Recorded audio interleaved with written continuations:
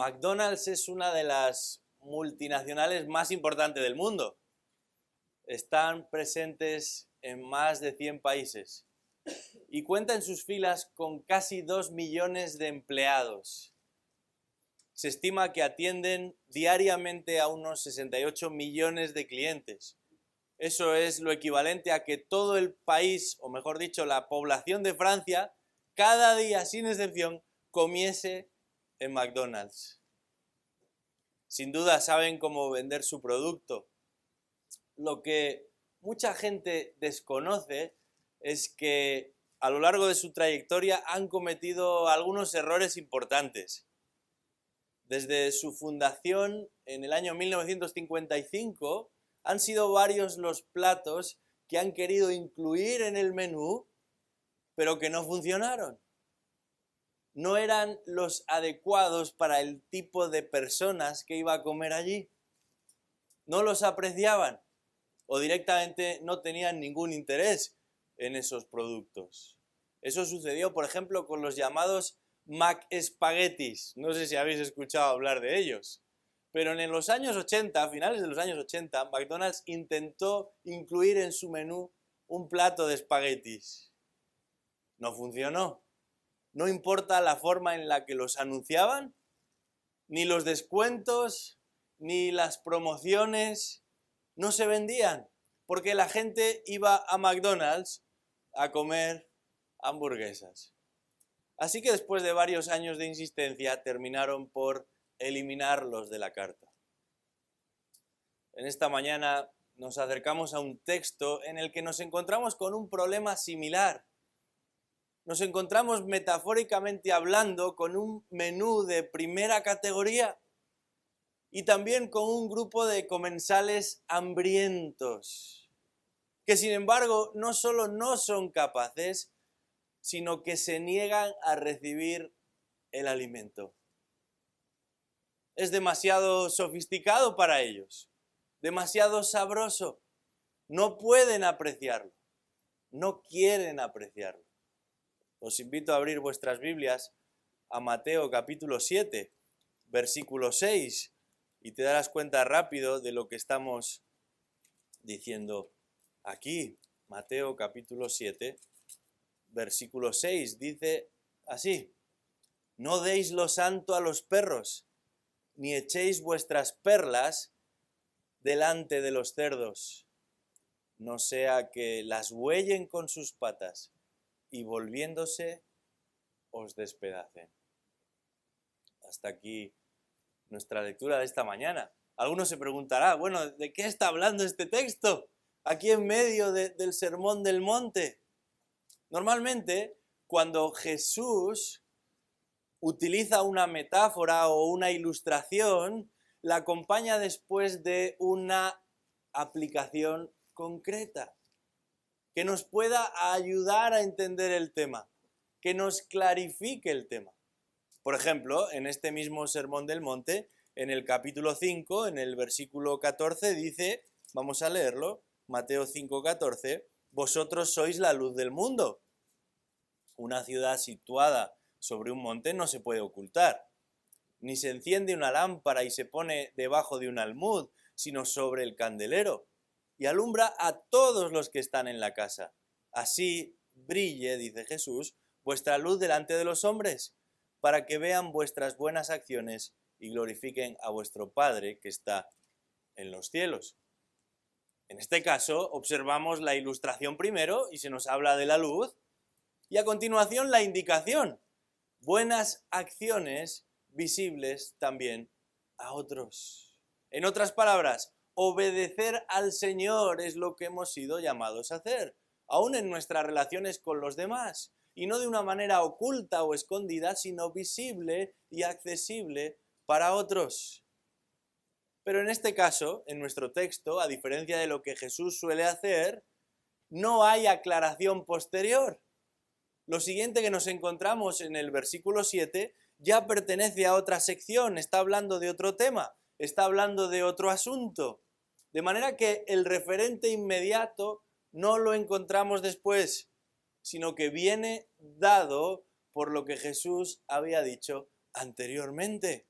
Si queremos saber de qué está hablando Jesús aquí, debemos leer los versículos anteriores. Así que vamos a comenzar en el versículo 1 del capítulo 7, porque ahí Jesús alerta a sus seguidores del peligro de juzgar a los demás de manera pecaminosa.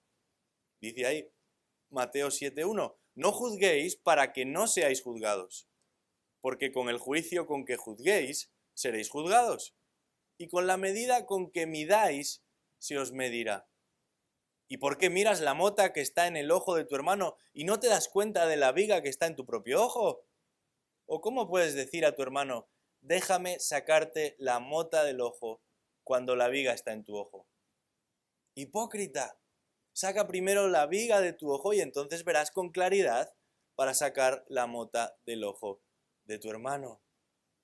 Jesús les dice, cuidado con intervenir precipitadamente, porque el pecado dificulta nuestras relaciones y es por eso que nos vemos en la necesidad de juzgarnos los unos a los otros. Jesús les dice, cuidado con intervenir precipitadamente porque el pecado distorsiona nuestras relaciones, pero también nuestras percepciones. Y es por eso que llegamos a pensar que el problema lo tiene el de enfrente cuando en nuestro propio ojo tenemos atravesada una viga que ni siquiera nos permite ver con claridad.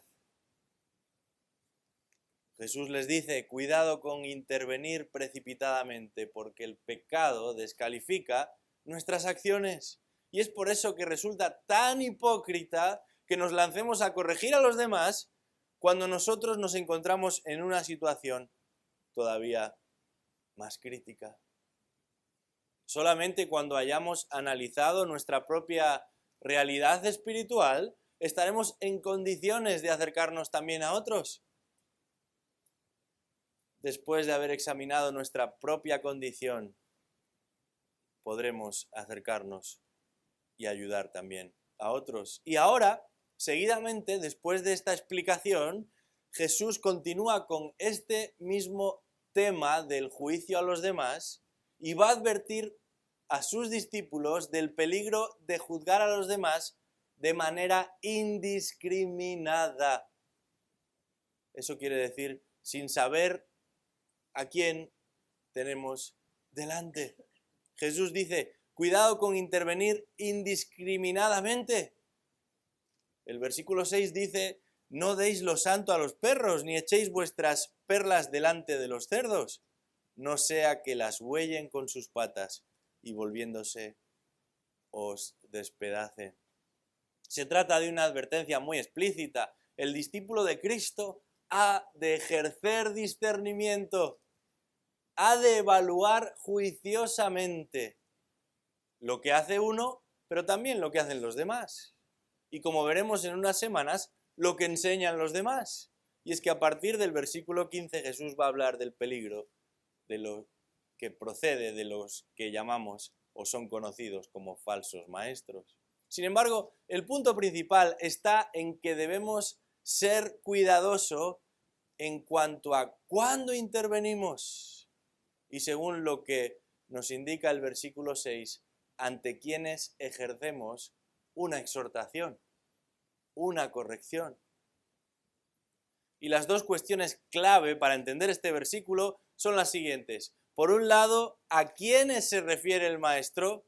Es decir, ¿quiénes son esos a los que Jesús llama perros y cerdos? Debemos determinarlo, es importante. Y por otro lado, ¿a qué se refiere el maestro? Esto es, ¿qué es lo santo? ¿Y cuáles son esas perlas que hay que administrar y no repartir indiscriminadamente?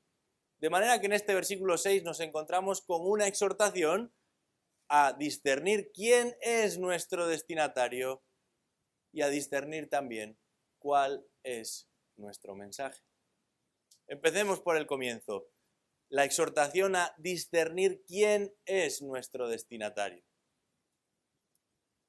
Hace unas semanas comenzamos un curso a través de Zoom sobre cómo entender la Biblia. Y creo que unos cuantos de los que estamos aquí estáis participando de ello. Para entender la Biblia hacemos uso de la hermenéutica, ¿verdad? Esta palabra tan extraña, pero que ya vamos conociendo su significado, y tiene que ver con los principios de interpretación, con esos principios de interpretación que nos van a permitir acercarnos al texto y entender lo que dice. Pero para entender lo que dice necesitamos saber qué quería decirle el autor a su audiencia original.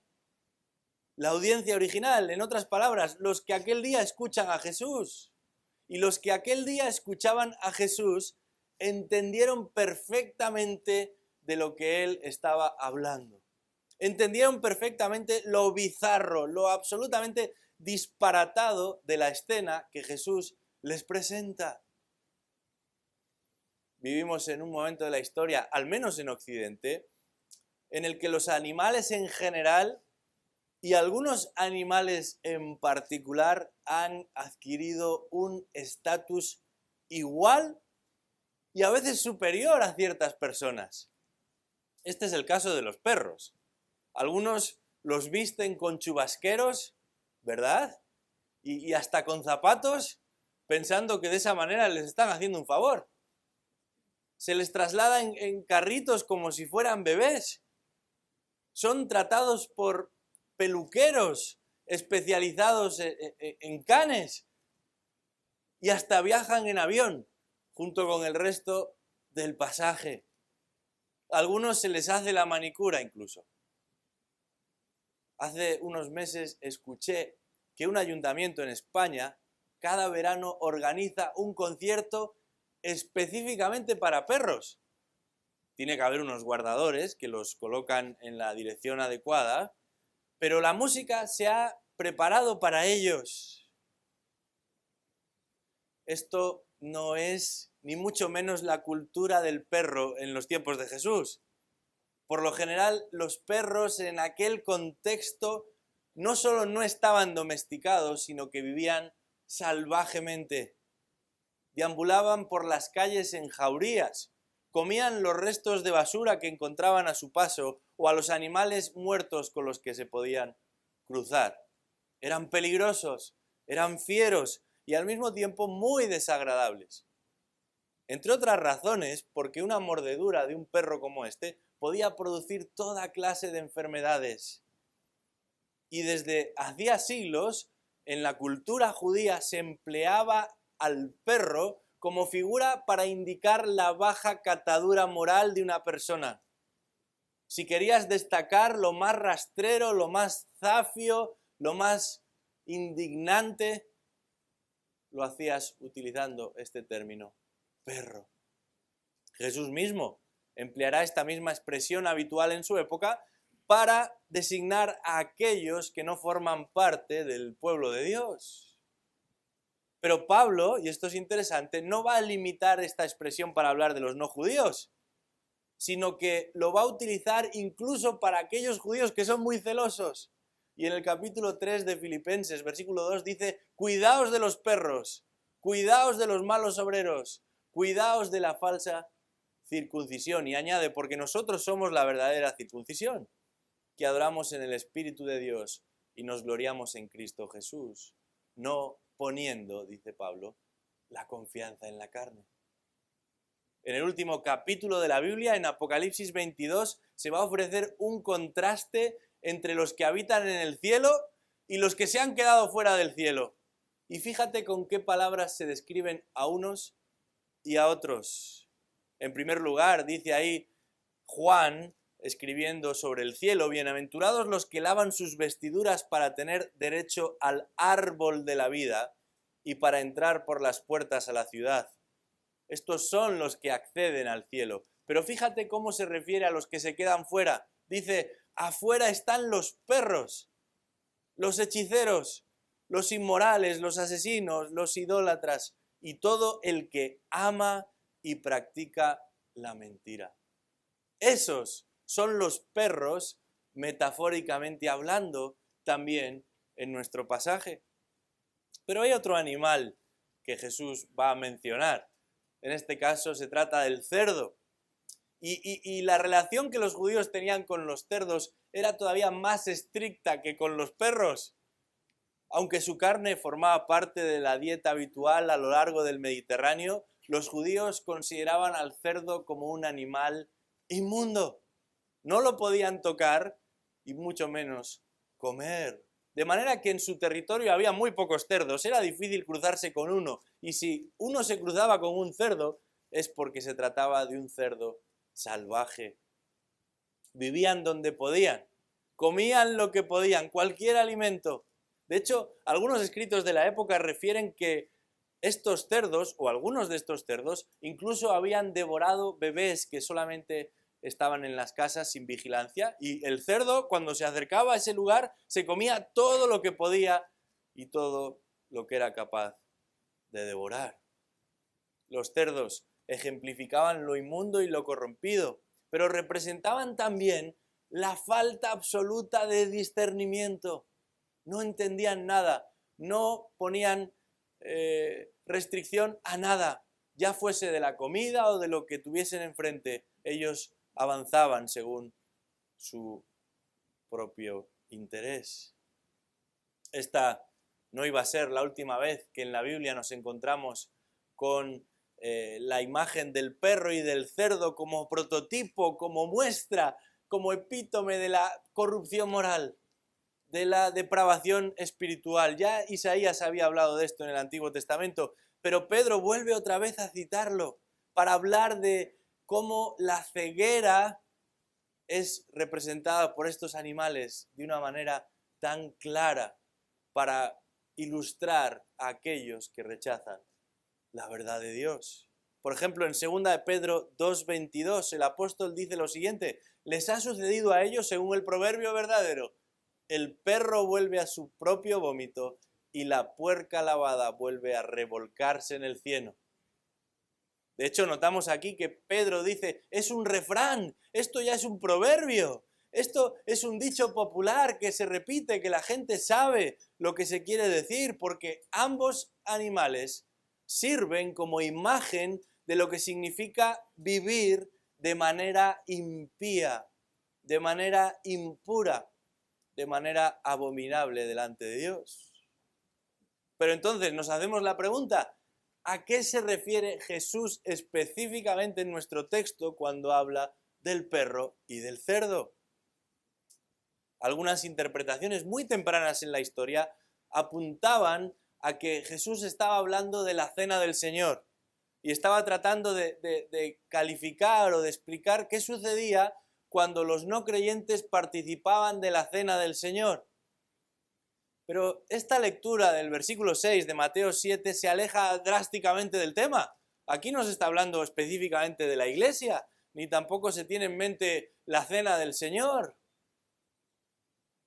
Este no es el contexto en el que encontramos esta exhortación. Por otro lado, tampoco encaja muy bien que los no creyentes reaccionen violentamente cuando se les permite participar de la cena del Señor. De hecho, lo probable es que suceda exactamente lo contrario. No solamente lo probable, sino lo que tristemente ha sucedido en distintos momentos de la historia. Esto pasó con el mismísimo Juan Calvino o con Jonathan Edwards también. De poco importó su prestigio. De nada sirvió su conocimiento. Ambos fueron expulsados de las congregaciones que pastoreaban por negarse a dar la comunión a personas que vivían desordenadamente. De hecho, cuenta la historia que a Calvino directamente le pusieron una espada en el cuello y le dijeron, o le das la comunión a mis hijos o no sales de aquí. Bueno, Calvino salió pero corriendo y se refugió durante un par de años en otro lugar. Luego le invitaron a regresar. Lo mismo sucedió con Edwards. Tuvo que salir de la iglesia, pero como no encontraban predicador, cada domingo le llamaban para ver si podía ir a predicar y luego salir. Reaccionaron mal. Así que no parece muy probable que el texto esté hablando de esto y tampoco parece probable que la reacción sea la que aquí se nos describe. Pero volviendo al pasaje que tenemos delante, podemos confirmar entonces quiénes son los perros y los cerdos metafóricamente hablando, y el contraste es claro. Si en los versículos del 1 al 5 el maestro instruía en cuanto a cómo manejar el juicio al hermano, en este versículo 6 se va a enfocar en cómo manejar el juicio al pagano, esto es, al que no cree, al que no es parte del pueblo de Dios. Y es que finalmente, y esto es fundamental que lo entendamos, solamente existen dos tipos de personas en el mundo: los hijos de luz y los hijos de las tinieblas. No importa cómo de afines sean las gentes en otras áreas. No importa lo bien que nos podamos llevar en torno a otras cuestiones. En el momento en el que tocamos realidades espirituales, saldrá a la luz lo que realmente somos. Y todos nos situamos en un lado o en el otro del tablero. En esta cuestión no hay objetores de conciencia posibles. O somos hijos de luz o somos hijos de las tinieblas.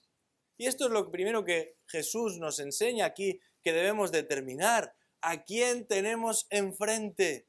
¿Se trata de un creyente o de un incrédulo? ¿Es alguien que ama y persevera en la voluntad de Dios o es alguien que la omite, que la rechaza, que reacciona incluso con violencia, con desdén, con burla, con desprecio, cuando lo que tenemos delante son las cosas de Dios? Porque dependiendo de cuál sea el caso, tendremos que aplicar o no aplicar lo que Jesús va a enseñar a continuación. Y es que la segunda exhortación a ejercer el discernimiento que encontramos en este pasaje tiene que ver con discernir cuál es el mensaje que hemos de comunicar. Leamos de nuevo el versículo 6.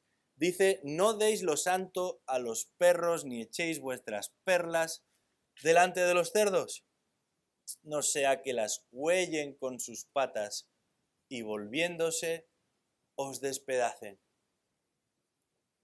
El texto en el original es todavía más enfático. Dice: que no se os ocurra dar lo santo a los perros, ni tampoco lancéis vuestras perlas enfrente a los cerdos.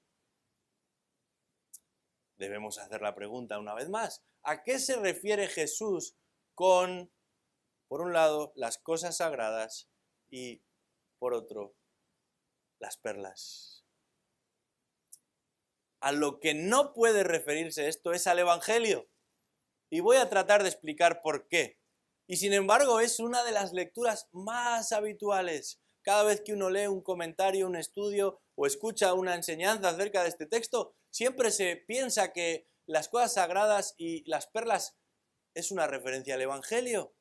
Pero en realidad esto es muy problemático. Si fuese así, tendríamos un problema grande. Es una contradicción. Si bien es cierto que Jesús mismo, en algún momento de su ministerio, pidió a sus discípulos que no revelasen su identidad, todavía no era el momento. Poco tiempo después de la predicación de este sermón, Jesús mismo va a enviar a sus discípulos en grupo para que prediquen, para que anuncien el mensaje del reino de Dios. Particularmente a sus hermanos de raza, es verdad. Pero al final del Evangelio, una vez que Cristo ha resucitado, la exhortación es definitiva. Dice Mateo 28, versículo 19, toda autoridad me ha sido dada en el cielo y en la tierra. Y en base a esta autoridad, Jesús dice: id pues y haced discípulos de todas las naciones, bautizándolos en el nombre del Padre, del Hijo, del Espíritu Santo, enseñándoles a guardar todo lo que os he mandado.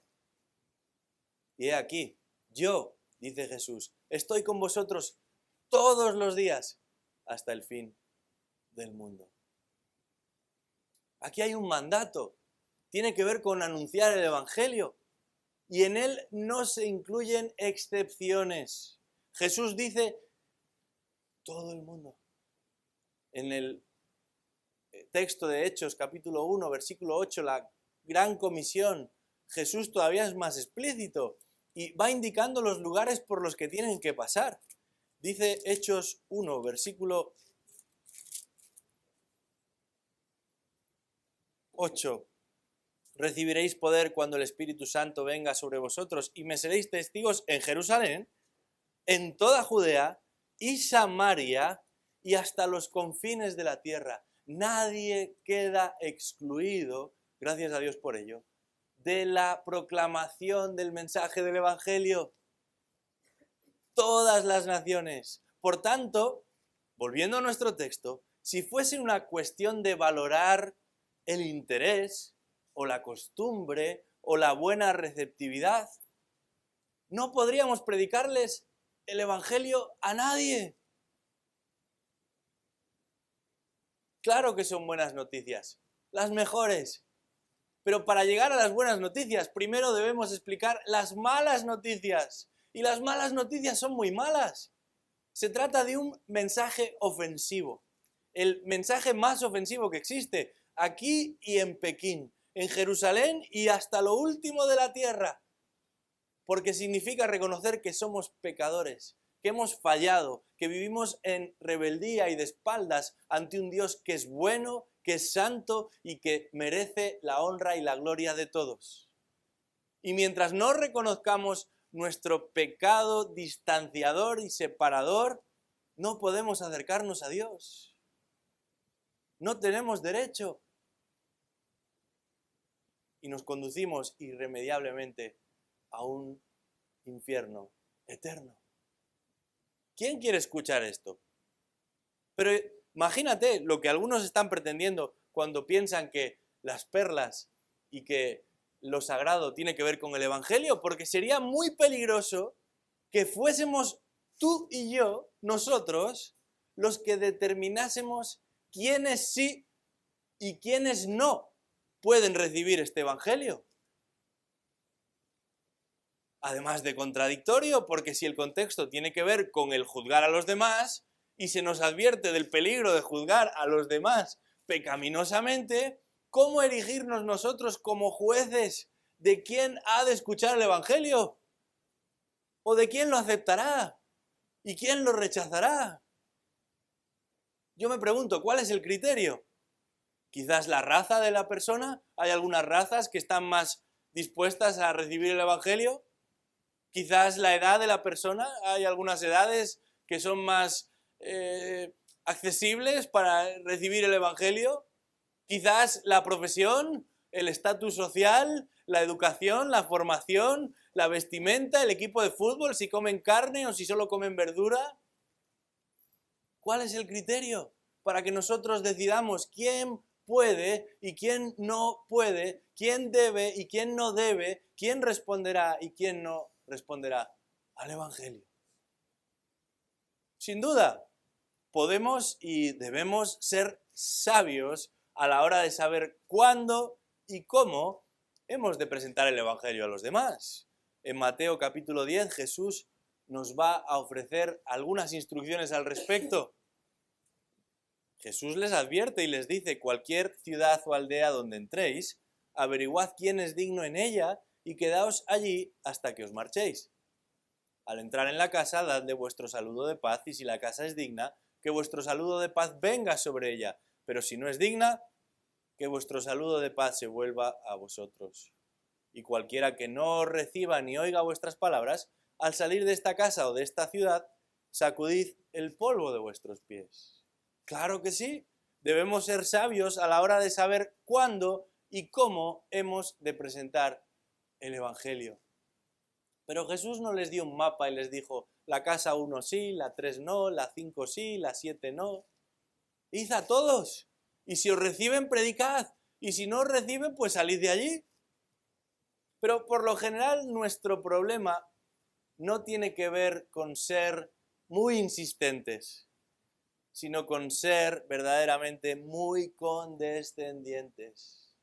Esto significa que no le damos demasiada importancia a esto de compartir el Evangelio, que podemos llegar a olvidar incluso la condición en la que se encuentran las personas a nuestro alrededor, que si no quieren escuchar no pasa nada, que si no les interesa no importa, la vida sigue.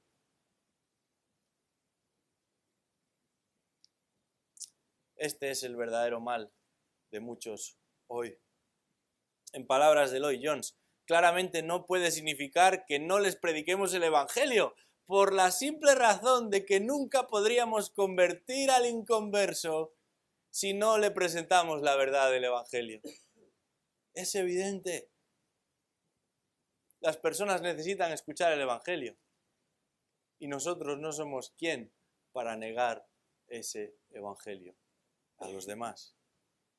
Entonces, si en este caso lo sagrado y las perlas de las que habla Jesús no son una referencia al Evangelio, ¿a qué se refieren? Sabemos que lo sagrado entra dentro de la categoría de aquello que se emplea como dedicado al culto a Dios.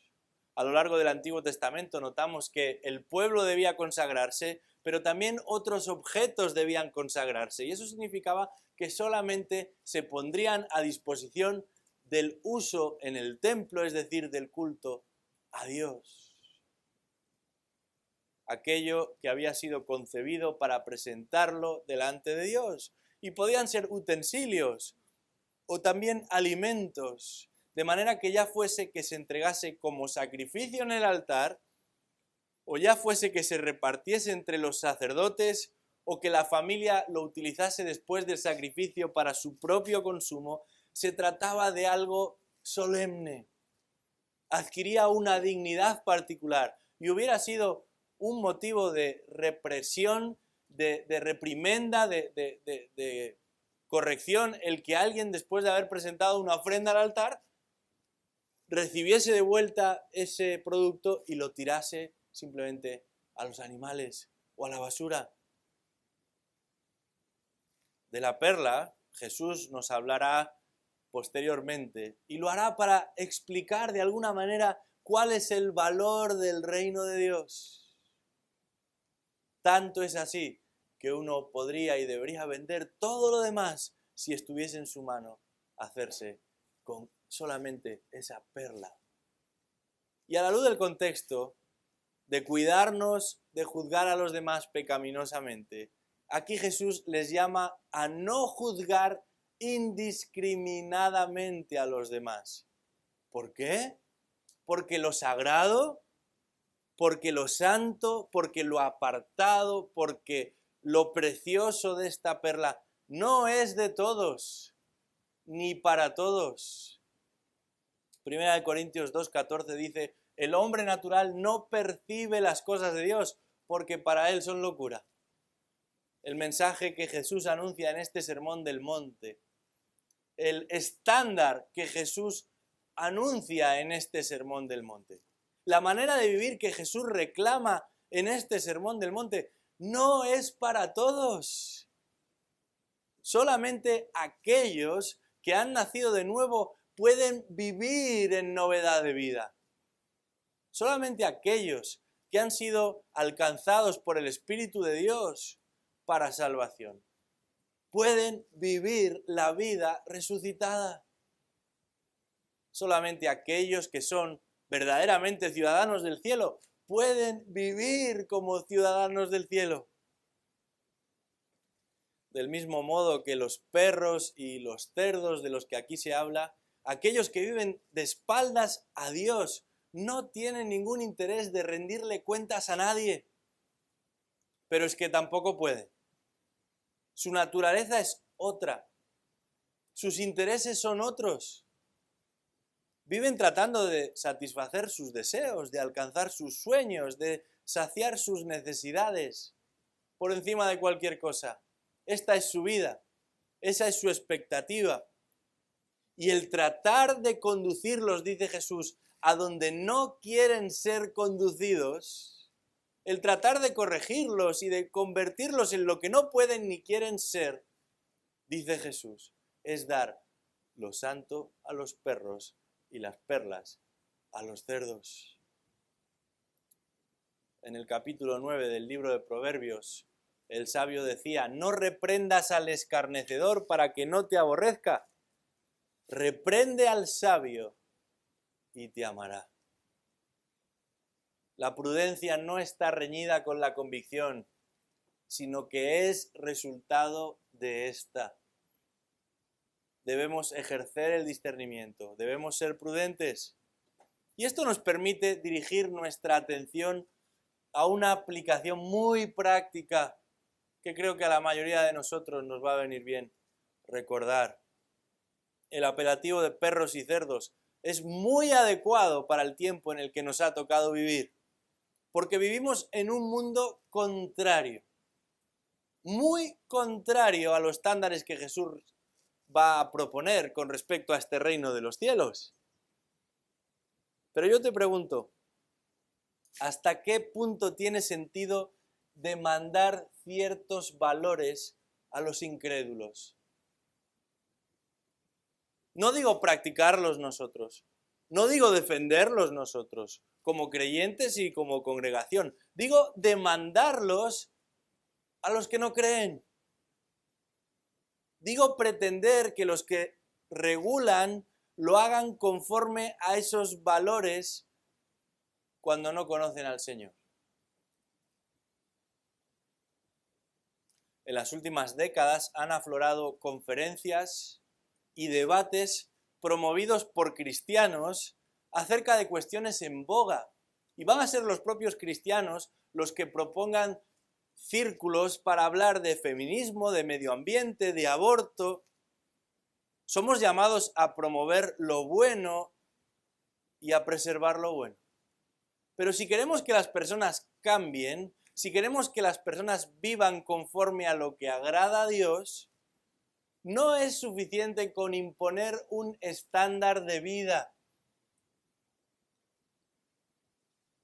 Pero no pocos piensan en que todo sería distinto si ganara tal o cual partido político, si se derogara tal o cual ley que me fastidia o me molesta tanto, si se enseñara tal o cual materia en el colegio.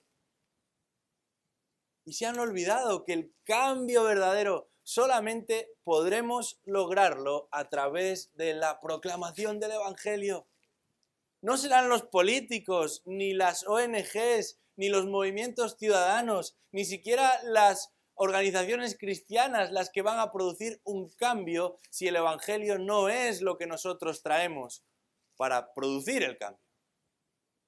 Todo lo demás no dejará de ser mero moralismo, más o menos morales, más o menos correctos, pero igualmente incapaces de alcanzar el reino de Dios. Más o menos respetuosos, más o menos educados, pero igualmente descalificados para comparecer delante de Dios. No tratemos de colocar una tirita cuando con lo que estamos lidiando es con una metástasis que afecta a todo el cuerpo. No pretendamos maquillar a los muertos con demandas éticas, porque solamente el Evangelio puede revertir su condición.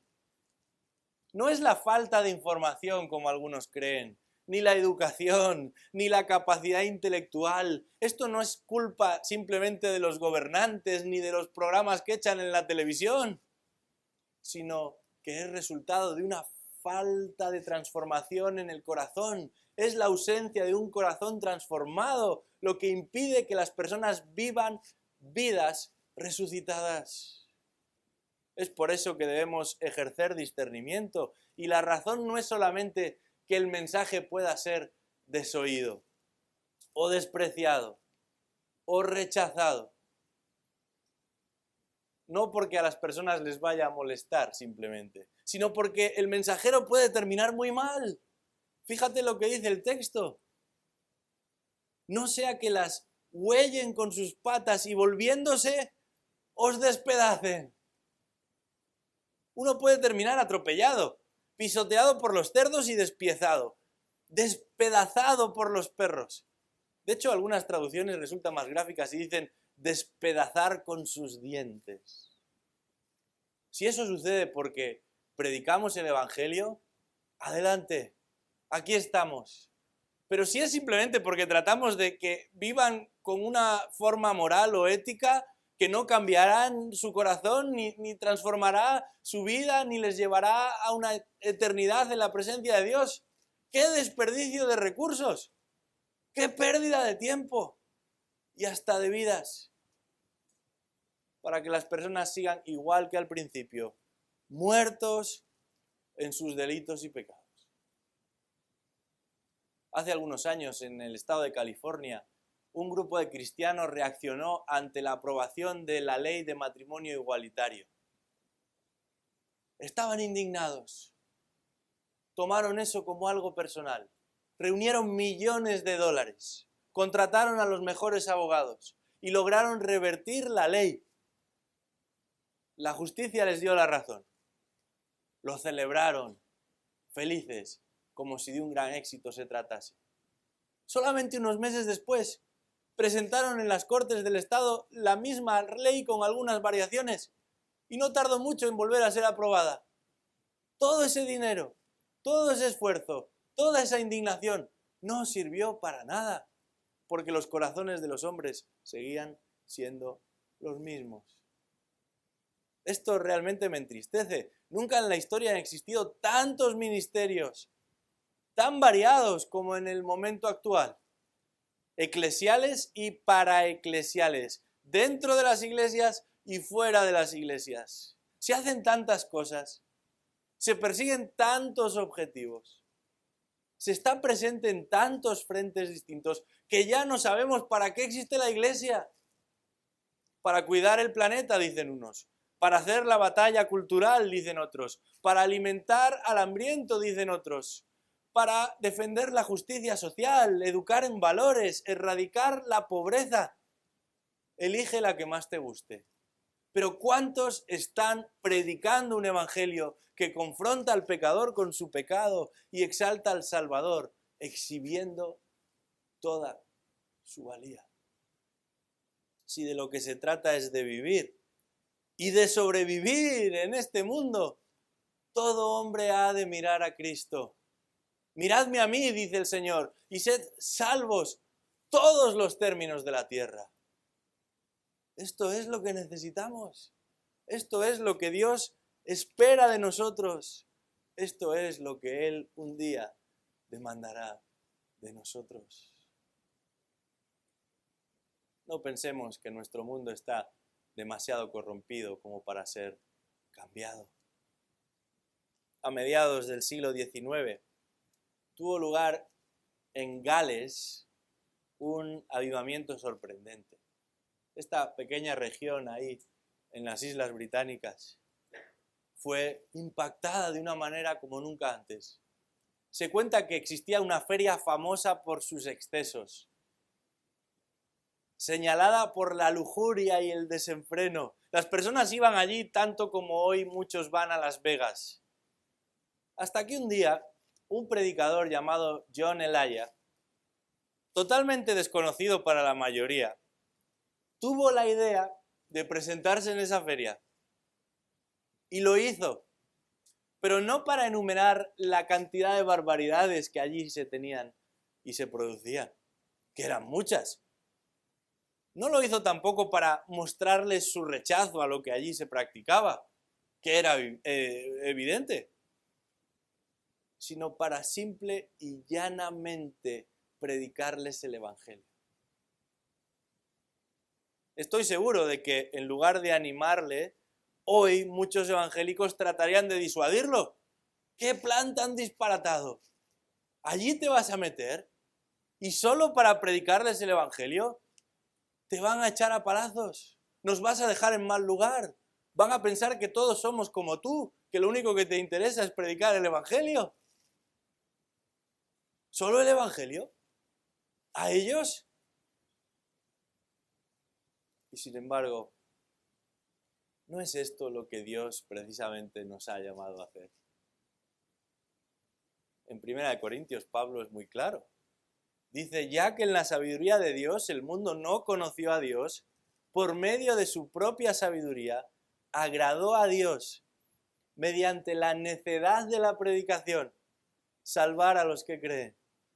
Porque en verdad los judíos piden señales y los griegos buscan sabiduría, pero nosotros predicamos a Cristo crucificado, piedra de tropiezo para los judíos, necedad para los gentiles, mas para los llamados, tanto judíos como griegos, Cristo es poder de Dios y sabiduría de Dios.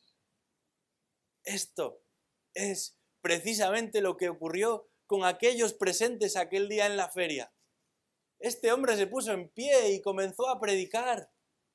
Y el Espíritu Santo obró de una manera única y mostró a todos los presentes cuál era el verdadero estado de indignidad de sus almas. Y de manera milagrosa, sin otra explicación posible, Dios los salvó. Al punto que cuenta la historia que la feria en su totalidad tuvo que cerrarse. El cronista dice, aquel hombre con su predicación destruyó la feria. Porque esa sí era con mayúsculas una feria de vanidad. Y los que allí estaban dijeron, ¿qué hacemos aquí? ¿A qué dedicamos nuestro tiempo, nuestros recursos y nuestra vida? En solo cuestión de unos días, nadie tuvo interés en volver a ese lugar. Aquellas prácticas fueron erradicadas porque un afecto más poderoso terminó por dominar las almas de los que allí solían encontrar deleite. Su vida fue transformada por completo y sus inclinaciones y deseos anteriores fueron cambiados en devoción a Dios y amor por las cosas de Dios. ¡Qué tremendo testimonio! ¡Qué buen recordatorio! Pero ¿no es eso exactamente lo que un día pasó contigo y conmigo cuando el Señor nos alcanzó? No perdamos tiempo tratando de discutir o de defender o de justificar ciertas doctrinas con los que todavía no conocen a Cristo. No pretendamos simplemente cambiar su manera de pensar o su manera de actuar si todavía no han recibido un nuevo corazón. Dediquémonos a hablarles del Evangelio. Presentémosles al Salvador. No nos conformemos con menos. Y oremos con tanto celo como el que tantas veces hemos empleado en indignarnos por su rebeldía o por su pasotismo. Roguémosle al Señor que Él tenga la misma misericordia que un día tuvo con nosotros. Pidámosle al dador de la vida espiritual que produzca vida espiritual, convicción de pecado, de justicia, de juicio y fe en el Hijo de Dios. Entonces, todo cambiará. Solo hay un camino y es Jesucristo. Vamos a orar. Señor, muchas gracias por tu palabra. Gracias por hablarnos tan claro, por usar figuras e imágenes que nos resulta tan sencillo entender. Es verdad, nos quedamos sin excusas, pero te pedimos que tu Espíritu Santo nos ayude, nos anime, nos desafíe, nos impulse a hablar este Evangelio, que es la única cura para sanar a un mundo enfermo, que es la única llave que puede abrir el corazón de los hombres, que es el único remedio que puede poner fin al dominio de las tinieblas y traer luz donde solamente reina la oscuridad. Oramos para que muchos a nuestro alrededor, comenzando por nuestros familiares, nuestros amigos, nuestros vecinos, personas a las que amamos y que están lejos de ti, puedan venir a los pies de Cristo. Ayúdanos a ser fieles en esto. Y obra con poder. Solo tú puedes hacerlo. No permitas que perdamos tiempo con fines menores. Oramos esto en el nombre de Jesús.